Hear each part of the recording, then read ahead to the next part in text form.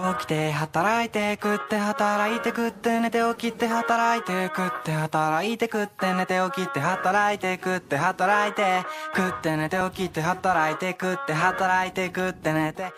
Halo guys, gimana kabarnya? Kembali lagi di channel Zensan. Kali ini gue mau membahas lanjutan cerita sebelumnya yang terjadi di Mushoku Tensei. Bagi kalian yang belum nonton part sebelumnya, disarankan nonton dulu. Nah, kalau sudah, mari kita lanjut. Untuk pemberitahuan juga, konten ini mengandung spoiler. Jadi bagi kalian yang tidak ingin terkena spoiler, silahkan close video ini. Terima kasih. Setelah pria tersebut melihat Rudeus sambil ngudut, dia pun mengatakan pada Rudeus kalau dialah yang mengurus kapal budak yang akan ditumpangi oleh kelompok Rudeus. Untuk tambahan saja, dia menyebut nama Rudeus dengan Rudyard. Entah dia sedikit tuli atau bagaimana. Lanjut. Dia mengatakan bahwa dalam bisnisnya bahwa dia harus membayar hutangnya, jika tidak maka hal buruk akan menimpanya. Setelah mendengar hal itu, Rudeus bertanya apakah dia akan mengantarkan kelompoknya. Namun pria tersebut mengatakan bahwa dia bisa saja membawa kelompok Rudeus, namun itu sulit untuk Rasupart seperti Ruijerd. Oleh karena itu, dia menganggap kalau dia lakukan itu tidak sepadan dengan yang dilakukan Rudeus kepadanya.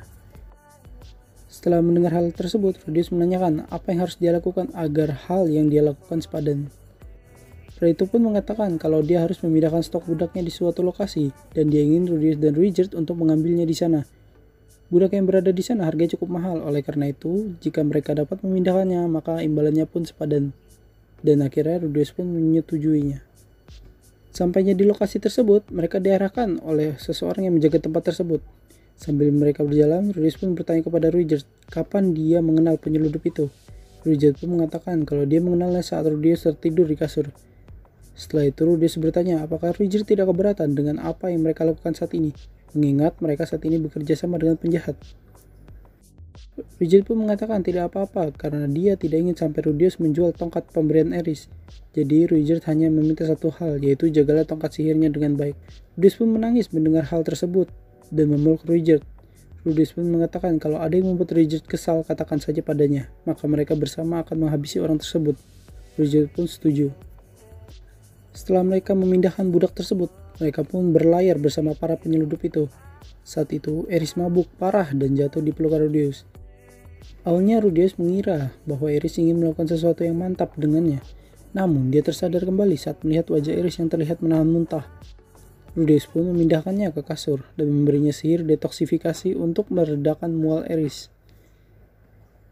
Setelah itu, Rudeus menyadari hal yang sangat penting, yaitu ukuran dada Eris semakin besar dan membuatnya salfok.